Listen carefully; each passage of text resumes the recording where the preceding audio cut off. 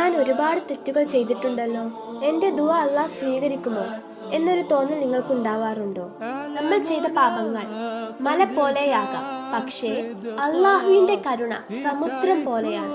ഒരു തുള്ളി മലിനത സമുദ്രത്തെ മലിനമാക്കുമോ? അതുകൊണ്ട് തന്നെ ഈ റമദാനിൽ ഒരു തീരുമാനമെടുക്കൂ. ഞാൻ മാറും, ഞാൻ തെറ്റുകളിൽ നിന്ന് വിട്ടുനിൽക്കും, ഞാൻ എൻ്റെ റബ്ബിനെ വിട്ടുകളയില്ല. ഓരോ സുഹൂറിലും ഓരോ പുതിയ പ്രതീക്ഷയുണ്ട്, ഓരോ ഇഫ്താറിലും ഒരു പുതിയ അവസരമുണ്ട്, ഓരോ രാത്രി നമസ്കാരത്തിലും ഒരു മറുപടി കാത്തിരിക്കുന്നു.